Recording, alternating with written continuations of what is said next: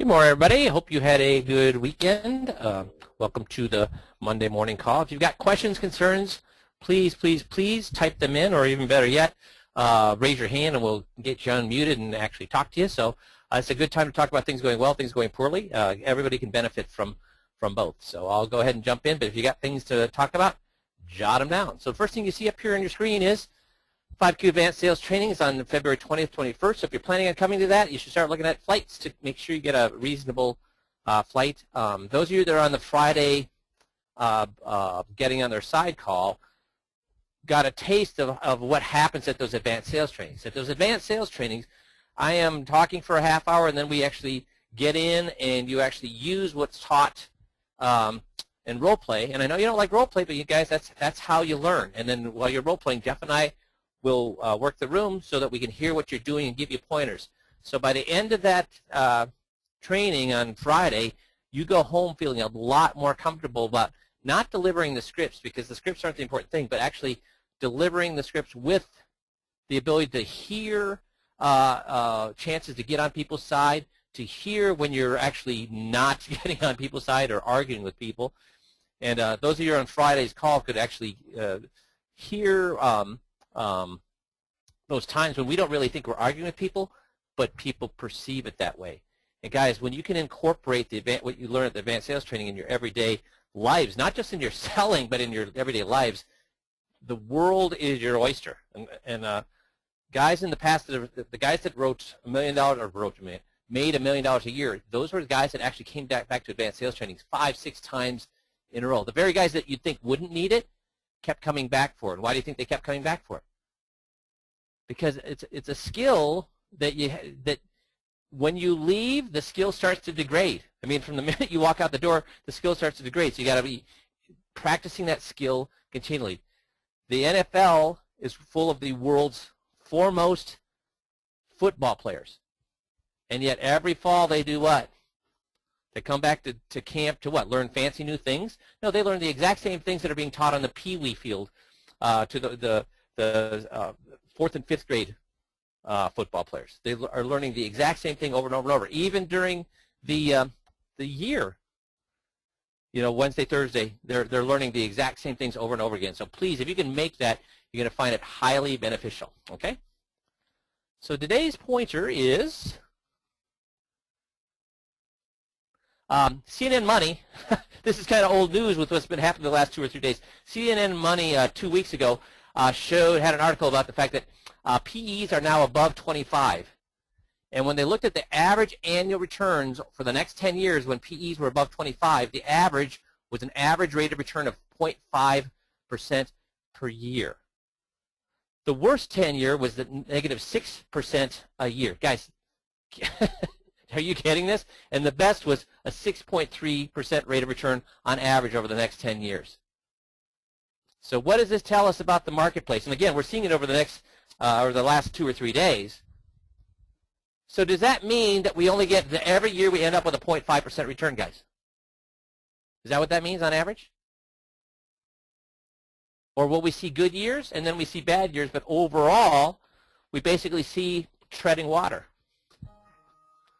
So these are, unfortunately, I want some answers to this.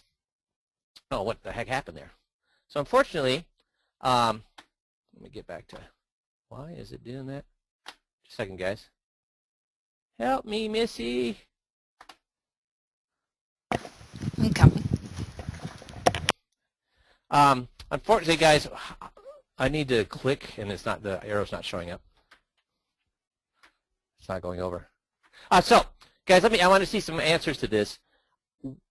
How long are people's memories? Or do people right now, because the market's been doing, right there. Because the market's been doing well for the last 18 months, what do people assume is going to happen, guys? Yeah, short, exactly right, Jerry. Short. So because the market's been going up for the last 18 months, they think the market's good. They have short. And guys, here's the funniest thing. I've been talking to advisor after advisor after advisor who thinks now that they're a brilliant money manager. Why?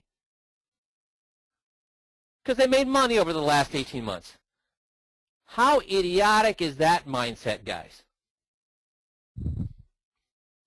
So here's the thing. When PEs are above 25, and guys, is there any reason for PEs to be above 25 right now? How are the earnings of companies? What are the earnings of companies doing right now, guys? Are they off the charts? Are people out buying things? Think about this. Let me ask you this question. Guys, what drove the market in the late 90s up to 2007? What drove the market? Remember, our marketplace in the United States is 2/3 consumer driven. 2/3 of our economy is consumer driven. So what was driving our profits in the marketplace and our great economy in the marketplace? What was driving that in the 90s and 2000s? Where were people getting their money? Yeah, consumption, Andy, you're exactly right. Where were they getting their money? Guys, they weren't making it. Their house, Bruce, exactly right. Dale, you're right. Their homes. The way people were getting their money is house values were going up, and they were taking home equity loan after home equity loan. That's what was driving the economy, not income. Because what's happened to income, guys, based on inflation, what's happened to income except for anybody below the top 10% in the income? So the 90% of the people out there, their incomes, what's happened to the income over the last 20 years?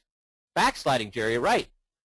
So the only way people were getting enough money to spend all that in the late 90s and 2000s was in their home values. So guys, what's happened? Are people able to tap their home values? Are everybody out there getting HELOCs right now? Everybody out there getting home equity loans right now? No. So the fact that these companies that were trading at above 25 PE is nuts. Unless we believe home values are going to go through the roof and people are going to start taking out home equity loans again because their income hasn't gone up. So what's causing the market to go up?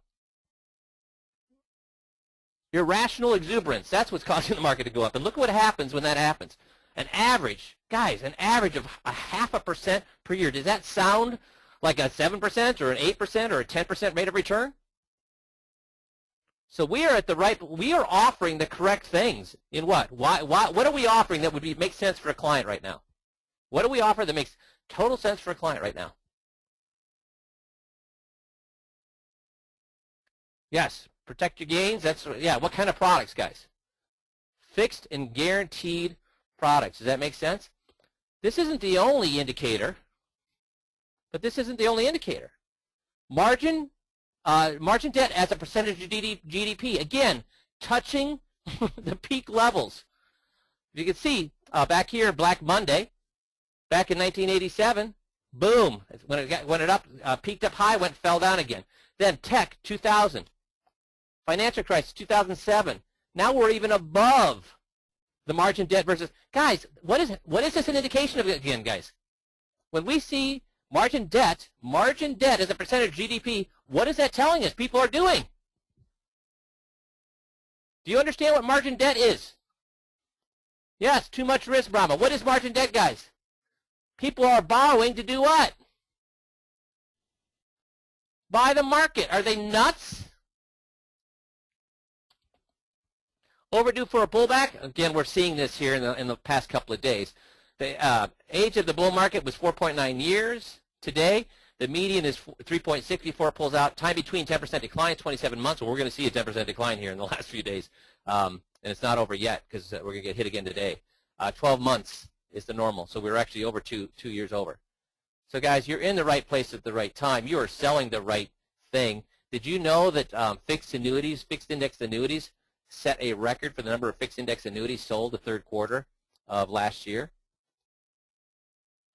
So do you understand you're at the right place at the right time? So that's my pointer for today. Any questions on that? Any concerns on that? Okay, then we'll get into what I want to talk about today, which is using a mentality. Again, I find the best ideas are not inside the industry. The best ideas are outside our industry. Why are the best ideas outside our industry? Because all the ideas inside our industry, guys, are what? So all these emails that you get from all these brilliant marketers and FMOs, all these phone calls you get, all the magazine articles, what are those ideas? Yeah, old, Brahma. How old? How old, guys? We're seeing the same thing that have been offered for the past 15 years over and over and over. So I go outside the industry. So who here has heard of Cutco Knives? Cutco Knives is a very good knife company that sells very expensive and maybe even overpriced knives, even though they're very good. And how they've built a multi-billion-dollar company is this. They have college kids sell them. And they teach the college kids this great presentation. It's actually a very, very good presentation. And here's how they grow, though. They have these college kids call up grandma and say, Grandma, you know, I'm in college and I got this part-time job with Cutco Knives. What they do is for the first 6 months I'm on a training program, they actually pay me $18 an hour just to practice the presentation. They actually you don't have to buy anything. If I can just practice a presentation for you, they pay me $18 an hour. So what does Grandma say, guys? Grandma says, sure. And then here's the funny thing. The presentation is very, very good. So at the end of the presentation, even though Grandma's not required to buy, what does she end up doing? She might not buy the $1,500 set that you see here, but she'll spend $100 for a paring knife or something like that. And that's how Cutco Knives has grown the way it has, by people saying, can I come over and just practice this presentation? Because the presentation is awesome and the knives are awesome. So what I'm going to recommend is you have the same type of mentality. And that's why, and again, I've talked to a lot of you guys on this, but I want to really emphasize this. I've changed the elevator speech. And you can find the elevator speech here on the Getting This Started. Click the Getting Started in the upper left-hand corner. It'll bring you down to elevator speech. And this is a speech that you should have memorized. Now, you can use your own words. You don't have to memorize my exact speech, but you should memorize this conversation. The reason being is anytime somebody asks what you do, you should walk right into this. Because, guys, if somebody asks what you do and you say, I'm a financial advisor, if I'm at a party and somebody walks up and says, what do you do? And I say, I'm a financial advisor, what is that person going to do, guys? I mean, if I'm shy, I don't like parties, I don't want to talk to anybody. So when somebody asks me what I do, I absolutely say I'm a financial advisor. Why? What's that get them to do? Yeah, walk away, Bruce. Run away, Jerry, right. So you don't want to ever tell them that you're a financial advisor. So here's what you want to do. You're going to say, what do you do? And you say, well, can I ask you a question? Do you think it's the big things in life or the little things in life that get you? What are they all going to say to that? They're going to say the little things. Say, yeah, you bet. See, and what I do is I help people go through a 21-point checklist to catch the little things, to make sure all the I's are dotted and all the T's are crossed. And here's an example. Let's say I go in for surgery, and the surgeon does a fantastic job on me. That's the big thing, isn't it? So I go back to my room, and you know the miracle about surgery today is I could get a major surgery, and I could be leaving the hospital the next day. That's huge. So my surgeon's done the big thing, the surgery. But what if the housekeeping staff or the nursing staff or the food preparation staff didn't do the little thing of washing their hands? What could happen if they didn't wash their hands, guys? Well, they could get an infection. Yeah, and the funny thing is the surgery the big thing, or is the washing the hands the big thing? Well, the surgery is the big thing. But what could keep me in the hospital for 2 weeks? And guys, do we all know people, or have we heard of people that have gotten infections in the hospital that have been there for 2 weeks? Because that's the bad thing with MRSA and everything out there. And they say, well, yeah. And I say, so, you know, that's the thing that I do. I look for the little things. You know, all of us have good advisors. We have good attorneys, good accountants, good brokers, good bankers, good insurance agents. And these advisors, they all do the big things. But what I do is I find all the little things that all those advisors miss. Can I give you an example? What are they going to say at that point? Sure. Well, here's the thing. I found that powers of attorney I come across, they're completely legal. And I've looked at hundreds. And I work with a consortium of 150 advisors across the country. And we looked at thousands of powers of attorney amongst us, and we found that all the powers of attorney are completely legal. But even though they're legal, they're missing some things. Here's an example. The Social Security Administration, the Veterans Administration, and the IRS, they will not honor your power of attorney unless you have specific language pertaining to those administrations. Can I ask you a question? Knowing the government the way you know the government, what's the likelihood, do you think, that the language that the Social Security requires, that IRS requires, and the Veterans Administration requires, what do you think that the likelihood it's all they use the same language? What's everybody going to say to that? They're all going to say, well, not very high. Exactly. So we've looked at thousands of powers of attorney, and how many of those do you think actually had the necessary language for those three administrations for them to even honor your power of attorney? And whatever they say, you'll say, well, it's actually zero, not even 1%, zero. And guys, you think I'm out to lunch when I say not a single power of attorney out there is using those three languages? Because you know what? Here's the bet I'll make with you. I'll pay you $1 million, and you pay me $1,000 if we find one. Not the one that you haven't actually already fixed. There are none out there. Okay? So this is out of role play. You're not going to say that to these people. So not even 1%. And there's actually, that's just one of 9 things that we found that all powers of attorney are missing. And here's why it's important. Do you use your power of attorney to deposit money into an account or to pull money out? Now, first of all, and I'm going to get out of role play here, guys. Here's the great thing about when people ask what you do, what have you turned that what do you do into? A soliloquy about all the great things you do, or into a conversation where they're learning something? What do you think is going to make it further? A soliloquy about how much, all the things that you do, or a conversation where they learn something? Which one do you think is going to get you further with that person? The conversation, exactly right, Bill. So I'm going to say, now let me ask you a question. Do you think, is it advantageous to a bank, if all you do is to pull money out, and you're not depositing money in with the power of attorney, is it advantageous for the brokerage or the bank to honor your power of attorney? Well, I'm not sure. Well, let's think about this again. Are you putting money in or pulling money out? Well, I'm pulling money out. So why would that be an advantage to the bank or brokerage to take money out of the account? Well, no, that wouldn't. Why? Because they make money on our money. Exactly. So they actually lose if they honor their power of attorney, and it takes a step worse. Let's say that they're not actually worried about that, but see, they don't want to honor your power of attorney, because what if they honor the power of attorney and later it's found out that that power of attorney wasn't the right power of attorney? Now what's going to happen to them? Well, they're going to end up getting sued. Exactly. They're going to end up getting sued. So not only is there a negative financial reason to honor it, if they're going to lose money from the accounts, they also have a negative that they are losing money from the accounts and they get sued. Now they're getting hit with a double whammy. So even though powers of attorney are completely legal, banks and brokerages are now not honoring the power of attorney. Now, if they don't honor that, then what do you have to do to make them honor? Because you know what? If they don't honor it and you need to get money from your spouse's IRA, that means you can't get money from your spouse's IRA. So how are you going to get access to that then? Well, what, take them to court? Yeah, take them to court, which means they're going to put you on the docket. And when they put you on the docket, does that mean they see you next Tuesday or 2 months from Tuesday? Well, 2 months. So who gets to keep your money for 2 months? Well, they do. Who does not have access for the money for 2 months? Well, I guess we don't. Exactly. So now you have to hire somebody to represent you in court. Who's that? A lawyer. And he's free, right? No, we have to pay him.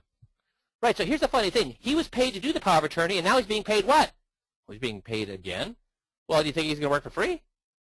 Well, no, I guess no. So I guess we have to pay him again. So now you paid him how many times for the power of attorney? Well, twice. Yeah, so he takes you through the, so now we find out the banks and brokerages won't honor your legal power of attorney. We find out the attorneys actually have a vested interest in them not honoring the power of attorney. Now, again, maybe that's conspiracy theory, but it's true, so I don't know why they did it, but those things happen. And then when we go to court, what do we find out? Well, at the end, the court's going to say, honor that power of attorney. And guess what the bank or broker will say? They'll say, okay. Because at least now they know that that's the right one. The court is validating that's the right one, so they have no legal risk anymore. So they'll go ahead and honor it. But how are they punished for not honoring it for the first 2 months? Well, they're not. Yeah, they're not. So do you get why they have every reason to skirt around a perfectly legal power of attorney? Because they got to keep the money for another 2 months, and they made certain that that was the right power of attorney, so they cannot be sued. Do you get why they not want to honor it? And do you get why the attorney was okay with that happening? Because he got paid how many times? Twice. So that's just one thing that we look through, the powers of attorney. We find out that they're missing 9 things that won't allow people to access their spouse's IRA when they need it, won't allow them to get the money when they need it most. That's just one little thing. So that's just the quote-unquote little things that I find. In fact, I work with a company that's looked over 50,000 people's situation, just like yours, and found there are actually 21 different little things that banks, that brokers, that attorneys, that accountants miss. Now, those professionals are obviously getting the big things right, right? Well, I hope so. Yeah, they are. But it's these little things that can bite you. You know, just like we talked about with the surgery, was it the big thing or the little thing that got you? Well, it was the little thing. And with the power of attorney, if it's completely legal, that's the big thing, but it was the little thing that what got you. So little things can cause what? Big problems. Yeah, big problems. And here's the great thing. Have you ever had a mechanic do something like a 21-point checklist on your car before you go on a trip? And what are you going to say to that? Sure. Yes or no? And you say, well, do you understand the concept? Well, yeah, sure. So what the mechanic gives you is a list of things that need attention. Now, does he require you to fix those things? Or does he say, here's this list for your information? Well, no, he doesn't require me to fix them. It's just for my information. Exactly. So here's the great thing about what I do. I use this software to come up with the 21 things that your banker, your broker, your attorney, your accountant, your insurance agent all miss. So then, does that mean you have to fix those things? Just like the mechanic. Did he force you to fix those things?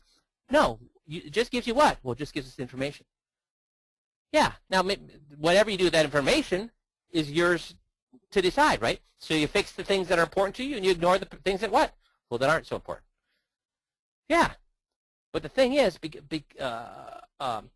what would happen if you needed money and you couldn't get it when you needed it most because your power of attorney wasn't working the way you thought it was? Well, that could be bad. Yeah, and that's just one of the 21 things we find. Not with just some of the people, but with all people are missing. And here's the best part. I get the software for free, so I actually give it to the people I work with for free. So, I mean, guess what? At that point, what are they going to say? You probably got to have their what? Attention. So I have given this to guys that have used it over the last month, and I've yet to have somebody say that they haven't used it, that the people weren't really interested in doing this. I've had guys use it with doctors. I've had guys use it with attorneys, accountants, and I've had a lot of guys use it with their friends, family, relatives, people who they've been who had never wanted to talk to them for the 15 years they've been in business. Now are saying, hey, can you do that thing for me? Do you see how this would work? Brahma says it works every time. So do you see how this thing works, guys? Do you see why it's necessary for you to understand? Do you need to memorize the script, guys, or do you just have to understand the conversation? You have to understand the conversation. In fact, Brahma has done a fabulous job with it last week, getting a couple of attorneys that he doesn't even know, and a mortgage broker he doesn't even know to want to go through the 20-point checklist. And he did not do it perfectly. He just had this conversation. He just had the conversation with them, and people get excited. He says, Brahma says he has 14 people to follow up with because of this little script here. So guys, do you get the importance of knowing this? Now we're going to use the same concept in the close for the outside the box and the lunch and learn. Same concept, same type of script. So some of you have already looked at this, but I want to go through the close to the outside the box, and then one of our guys, Mike Bauman, has come up with some fantastic tweaks to the close to make it even more effective, which we'll talk about here in a second. So the close for the new event starts with the Ma and Pa kettle. And at the end of the Ma and Pa kettle, we're just going to say, so is it the little thing? Do you see how little things can get you? If you miss a placeholder or a placeholder, what can happen? If you move a decimal one point to the right or 1 point to the left, how big a difference is that? And they'll say what? A big difference. And then I would say, so you're all thinkers in the room here. You're all thinkers, so you all have good advisors. You have good accountants, or you're your own good accountant. You have good financial advisors, or your own good financial advisor. You have good attorneys. You have good bankers. You have good property casualty agents. You have good advisors. You're thinkers. If your advisors were not good, you would have done what a long time ago? You would have fired them and got a good one. So these advisors are doing all the big things for you. They're doing all the big things for you. But in life, is it the big things or the little things that get you? See, you got to catch the little things. For one day, you may look back and realize what, guys? That the little things were actually the big things. And here's what I mean by that. I mean, have you heard things today that you haven't heard before? Again, this is after we've gone through the outside the box, right? So you're going to say, have you heard things you haven't heard about before? Well, guys, how many of the things we talked about had they not heard about before? Basically all of them, right? For example, folks, have you actually thought about whether we could have a major terrorist attack and what it would do to your investments? If China had a big problem, what it would do to the world's economies and our investments? If somebody hacks into our computers, which you hear in the news every single day, but if they get into an important computer, what's going to happen to our investments? The big banks and Wall Street are actually, we've all agreed 100% that they would make more mistakes. What would that do to our investments? The government being more dysfunctional, the government going into debt. Now, you'd all maybe not thought about these things, but when you thought about them, Were you connecting the dots? Had you thought about that before? Had you thought about, hey, how to get long-term care protection without paying expensive premiums? Had you thought about what would happen when your spouse goes to the pearly gates and you're stuck down here on earth living on a third to half the income? Had you thought about or known that your power of attorney, even though it was completely legal, wasn't working? See, in life, do you think it's better to be proactive or reactive?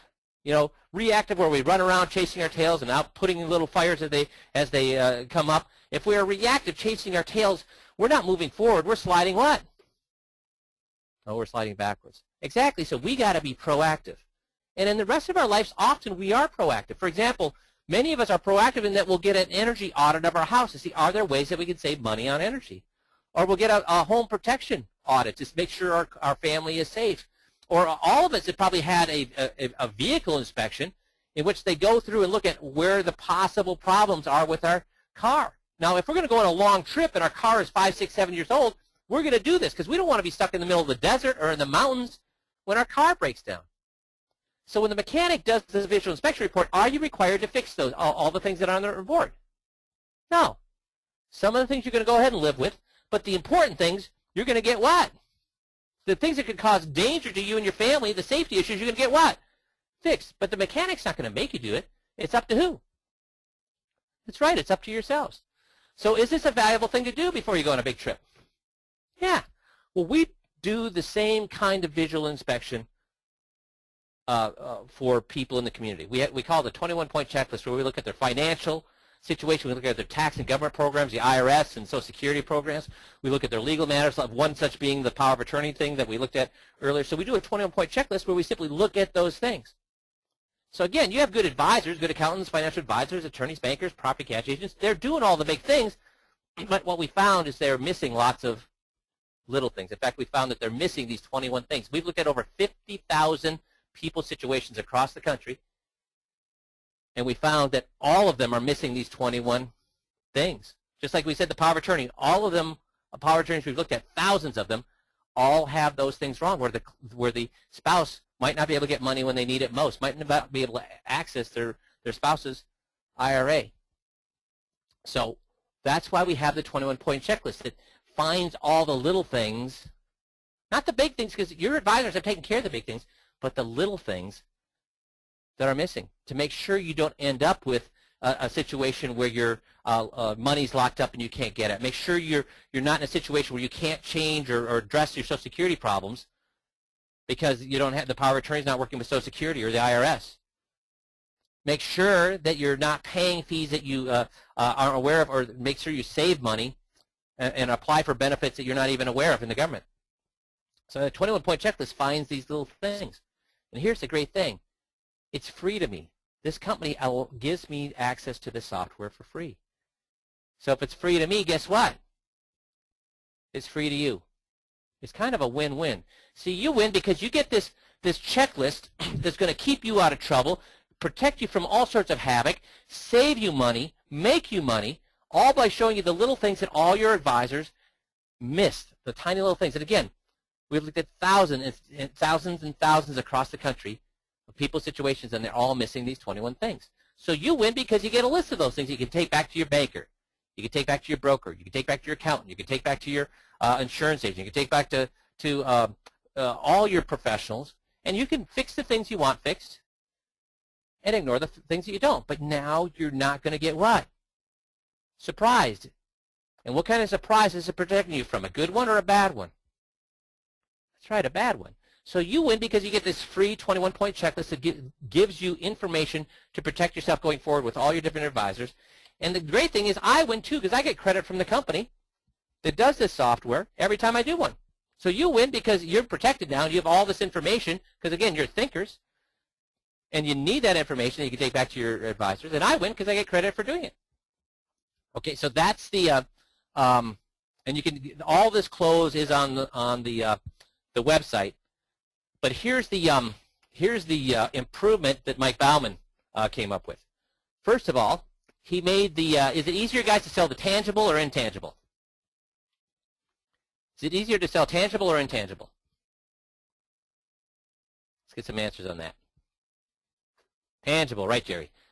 So what Mike said is, what he did is he has a nice bound 21-point checklist, so a sample 21-point checklist that is talking about this free thing they get. He holds it up and he leaves through it showing them, you get this thing for free. And think about it, guys.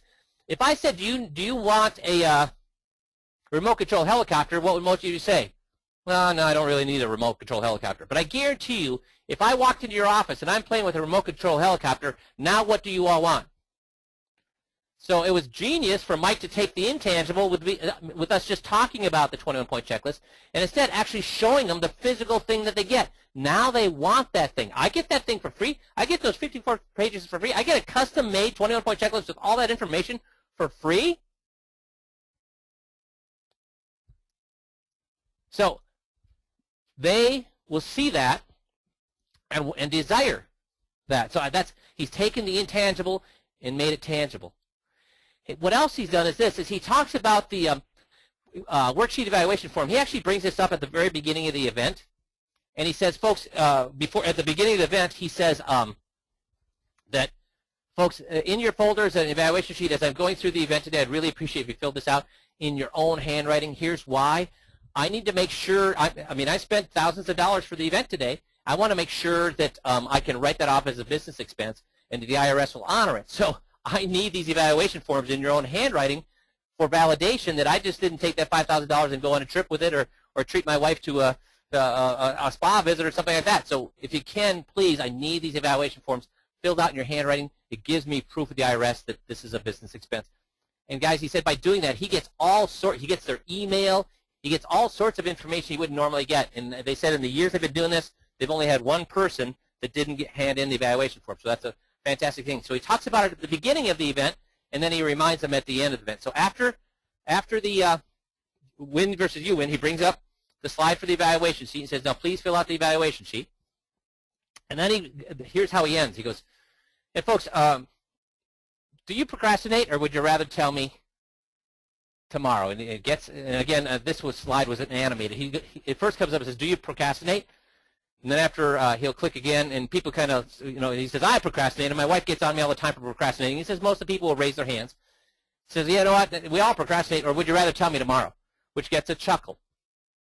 But he says, because of that, folks, here's what we do. To make sure that we're all moving forward, you're all thinkers, getting the information that we need, what we've done is taken we've actually set up times for everybody in the room to get the free 21-point checklist. And we've done that to make sure there isn't we got a lot of people in the room here, and we want to make sure it's all orderly. So we've just went ahead and set appointments for all of you. And if as we go around thanking you all for coming today and collecting the evaluation forms, we'll go ahead and give you your time and date for your free 21-point checklist. Now, don't worry if that doesn't work out. We can always, if you have a doctor's appointment or you got a bowling league or something like that, we can always reset it at that point. But at least by having it set up right now, we can be moving forward and make sure we're not procrastinating. Because does anything good come from procrastination? And they'll say, well, no, I don't think so. And you say, exactly. So we don't want people to procrastinate.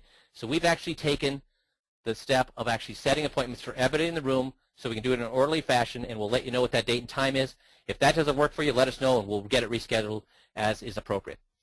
So when Mike first told me that he did this, and actually told 3 or 4, or I guess 5 or 6 of us, because he came to the last advanced sales training, we were like, really? That would work?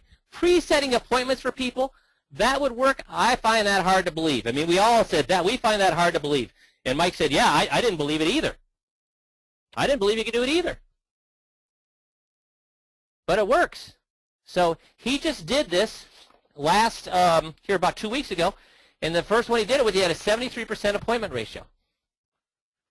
So, you know what? I don't believe it works, but it worked. What I mean is, I didn't believe it would work, but it works. I believe it works now. If you think about the psychology of it, if R.C. Chase says we were shocked, yeah, he was sitting at the table, but it actually works. And if you think about the psychology of it, first of all, do people like Mike by this point, guys? In the event, with the event that they got through, with all the optical illusions, all the fun stuff they've done, all the interaction, do people like or not like Mike by the end of the event? Yeah, Bill says they do. They love him. They had a great time. So they like him. So the fact that he went ahead and set appointments with them, they're not offended by that because they already like him. Now think about the psychology of this. If you give the people well, we've all been taught first of all, what kind of clothes is Mike using here, guys? What kind of clothes is Mike using here? What's it called? What kind of clothes? It's actually a soft, well, I'd say a little bit harder than soft. The assumed clothes, Jerry. The assumed, presumptive clothes. The assumption clothes. And why is there actually a clothes called the assumed clothes or the assumptive clothes? Why? Why is there a clothes called that? Because of what? If it didn't work, they would never come up with a clothes called the assumed clothes. It works. So here's the thing. The psychology of it is this. If I go up to and say, do you want an appointment or do you not want an appointment? What's it easier to say? Because all of us, would we rather do things or not do things, most of us? We'd rather not do things. So if the two choices are, do you want an appointment or don't want an appointment, what are most people going to go with? Matt says no appointment. I agree with you, Matt. But here's the thing. If you go up and say, here's your appointment, then it's a lot harder to say what? I don't want one. You could say, well, that one's not going to work, but another one will. So I would never have thought that this works. But Mike has proven me wrong. Having preset appointments worked for him. And what he does is on the he has a sheet called the no procrastination sheet, and on there he just has their appointments already scheduled. And if they can't make that one, he'll say, well, listen, they're already booked up. I'll circle back, and we'll make it. If somebody can't make theirs, and do you like morning or afternoon? They say, well, morning. I'll circle back if I have a cancellation, and we'll get you set in there. So for sure, you absolutely have to use Mike's idea about showing the hard copy of the 21-point checklist while you're closing. You have to do that. Now, whether you want to use his assumptive close or not is up to you. I mean, you have to have had a great rapport with the audience to do that. But if you've had great rapport with the audience, I think it's a fantastic close because it makes them actually say no to you. Because if you say, do you want to, would you rather, do you want an appointment or not want an appointment? That's not really saying no. It's a choice. But if you've actually made an appointment with them, then they actually have to confront you and say, I don't want it. And what do we know about people? Do they like confrontation, guys? No, people don't like the confrontation, so they're likely to just go along with the event. Jeannie says, does he preset the appointment? Yeah, he has the actual appointments set. So Mr. and Mrs. Smith, if I'm having the appointment, or if my event is tomorrow, he's got Mr. and Mrs. Smith set for 10 o'clock on Wednesday, and Mr. and Mrs. Jones set for 12 on Wednesday. He's got the Johanssons set for 2 o'clock on Wednesday. He's actually got the appointment set up before he even walks into the room to do the presentation. Yes, that's the trick to this. So you have to have some cojones to do it, but it works. Matt Starkey says, I've done this seminars before. It does work. However, some will still cancel. Oh, absolutely, Matt. So some will cancel, won't they? But they don't want to say no. They don't want to say no. So they'll go ahead and schedule, and they'll go ahead and cancel. But, guys, even when you schedule it, do people cancel? Yes. So you're always going to have the cancellations. But here's the way you deal with the cancellations. We've used this for the last 15 years for guys that have a lot of cancellations. You hire a high school kid or you hire a retiree, and you go down to Costco or Sam's Club and you buy a bunch of fruit pies. And guess what either high school or a retiree do the day or the afternoon following or the morning following the event? They go deliver the pie with a thank you note and the appointment date with that pie to all these people's addresses. And here's the great thing about pies. Once the pie is in their hand, can they return it? Are they going to drive across town and hand you the pie back? So they can't do that. You don't want to give them a gift certificate because what can they do with a gift certificate, guys? If you mail out a gift certificate to thank them for the appointment to try to lock it in, what can they do with the gift certificate? Mail it back. But can they mail a pie back? Matt's asking, do you do this in the same day of the seminar? Yes, I would do it on the same day of the seminars. If you got the appointments, I would actually have it done. The earlier you can do it, the more it locks people in. It prevents them from backing out. So now, do you have to do the pies if you're not getting a lot of cancellations? No. You don't have to do the pies if you're not getting a lot of cancellations, but if you're getting cancellations, again, more than 10% of the cancellations, it's certainly something you should consider because it's worked unbelievably well for the last 15 years. If you think about it, what would you do if somebody gave you a pie? You're like, crap. I guess we have to go now because we got the pie. So does that make sense? Now, there's some other things going on here that I want you to think about. So that's Mike's addition to this. I think it's fantastic. The pie idea I've been using with my guys for the last 15 years. So Mike's idea about the procrastination, about presetting the appointments, and about showing the actual 21-point checklist at the close are awesome. But I want you to think about this. So what if they say, even if you have a preset appointment, or if you don't use a preset appointment, you just go around asking for appointments, what's the advantage of this close? Here's the advantage of the close. Am I selling products, guys? With the new close talking about the 21-point checklist, do we sell products with the 21-point checklist? No, we don't. So here's my point about that. If somebody says, hey, I'd like to come into your house to check out your windows and check out your insulation, do you want them to come in? No. Why? What do you know they're going to do once they come in? Hey, I want to come in and check out your windows, see if they're good, and check out the insulation, see if it's good. Yeah, sell you, Matt. They're going to try to sell you. So I don't want that person to come in. But if somebody said, hey, would you like me to come in and do an energy audit of your house, what will I tell those people?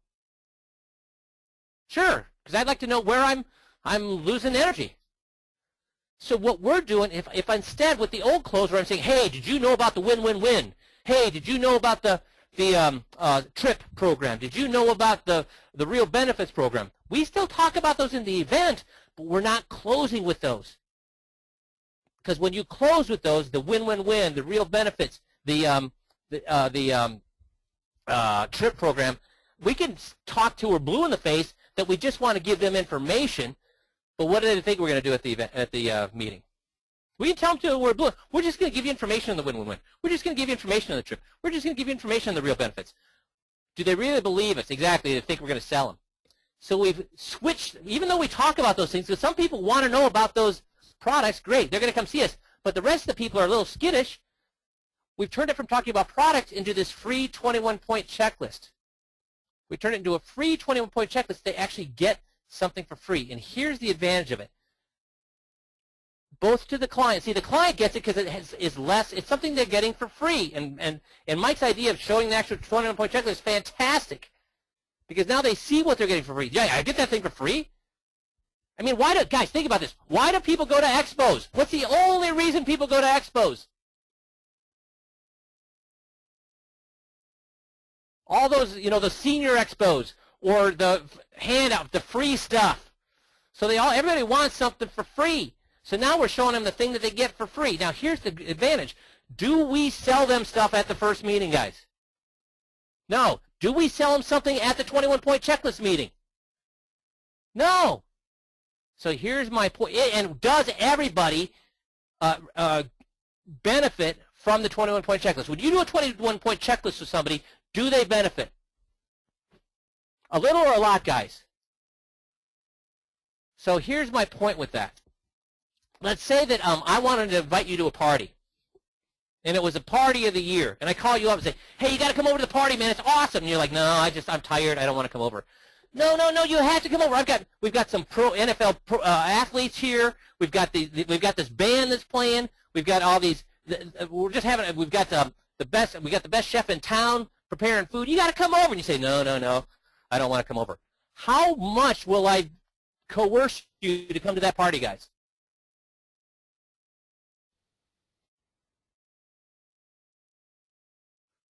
How much will I coerce you to come to a party that is the party of a lifetime?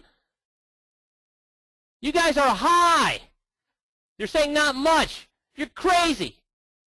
If it's the party of a lifetime, how much am I going to coerce you to come? Big time, Bill, right. Big time, because you know what? Why would I push you to come to that party? Right, Paul? Relentlessly. Why? Because I know that if you don't come, how bad are you going to feel afterwards once you find out what you missed? You're going to kick yourself. And how much do I know that once you're there, you're actually going to have the time of your life? I'm going to coerce them. I'm going to twist their arms. I'm going to say, you know, if you don't come, I'm sending over these NFL football players to drag you out of your house to bring you over here. Will I do that if I think it's a party of a lifetime? Yes. But on the other hand, let's say I call you up and say, hey, I'd like you to come over tonight. I've got a great business opportunity I want you to look at. And you say no. How quickly will I put the tail between my legs and say okay? Because as soon as somebody calls you up and says, hey, I've got a great business opportunity tonight. You should come on over for dinner. What are you thinking in your head? Here we go. Here goes the Amway pitch or some other network marketing pitch, right? So, and you know you're going to try to sell your friend. So when they say no, how quickly do you bail, knowing that you're trying to sell your friend? You'll bail. Because you know you're trying to sell them, so you're not going to try to strong-arm them because they're your friend. See, you will strong-arm your friend for something you know they're going to have a great time and they have no risk. You're not going to strong-arm your friend where they're not going to have a good time and you're asking them to risk their time, money, etc. So my point is, with the 21-point checklist, it's kind of like the party. We know people are going to benefit from this. We know we're not selling them anything. We know that when we're done, they're going to be happy as heck that we showed them this information. So how much can we lean on them to make the appointment? How much can we twist their arms to make the appointment? If we know we're not going to sell them anything, how much should we feel okay with leaning on them to make that appointment? When we know we're not going to sell them at the first meeting, we know we're not going to sell them at the 21-point checklist. How much can we lean on them, guys? A lot. We can lean on them a lot. So what I want you to do is I actually recorded, if somebody says no, well, first of all, I recorded a how to ask for this appointment. It's on the website under the outside the box. Missy, can you bring that up where that's at? Okay. Yep. So, guys, here's the thing, and I did it with an advisor who did not play along. So he's being a little bit standoffish. He's being a little bit he's pushing back, and you'll see how much I leaned on him to still make the appointment without sounding overbearing, without sounding like I'm pushing, and except maybe sounding like I'm pushing a little bit, but I'm pushing in a very happy manner. Why can I push in a happy manner, guys? Why can I push in a joking, happy manner? Because I bonded with them throughout the event. And am I trying to push them to do something where I'm going to sell them something? No, I'm trying to push them to do something that's to their benefit. The 21-point checklist, whether they work with us or not, is a fantastic thing for them to go through. It's identifying things they didn't know were wrong with them. So if you listen to that audio, you'll hear me pushing a little bit. Is that it right there? Thanks. So you can listen to how did you get there? Yeah. There you go. Okay, so it's just underneath the outside the box presentation package. This one right here. Whoopsies. Presentation package, and then go underneath the video and audio training. And it's just called Outside the Box 2014 Getting Appointments at the Event. So guys, I lean heavily, if you listen there, I'm leaning heavily, but I'm doing it in a happy manner because I feel like I can go ahead and do that because they're missing out on a party. They're missing out on something that they'd be sad if they, afterwards, if they said, if they didn't go through it. Do you get that? I wouldn't do it. If I thought they were coming in and I was going to try to sell them life insurance or try to sell them an annuity, I wouldn't lean that hard. But I'll lean hard for the 21-point checklist because everybody, we've done over 50,000 21-point checklists in 15 years. Guess, Jeff, are you on the? Can you unmute yourself? How many people, Jeff, in the last 15 years, out of the 50,000 21-point checklists that our guys have done, have been mad that they went through a 21-point checklist? No, I've never heard anyone that was mad. No. So, guys, you can with full confidence know that they need to go through this 21-point checklist, and we're not selling them anything at a 21-point checklist because we only sell them something when they tell us what? That they don't like their current situation. And you're exactly right, Bruce. Enthusiasm sells. And I'm enthusiastic about the 21-point checklist. I'm enthusiastic about the benefits they're going to get from it. So I'm going to lean on them heavily. And again, I'm doing it in a fun manner. It doesn't sound like I'm backing them in a corner. It sounds like, come on, man, you got to come to the party. You're crazy. You're crazy if you don't come to the party. That's the sound. So you should listen to that, and that's what you're going to use if somebody's pushing back. Okay? So any questions on what we've covered today?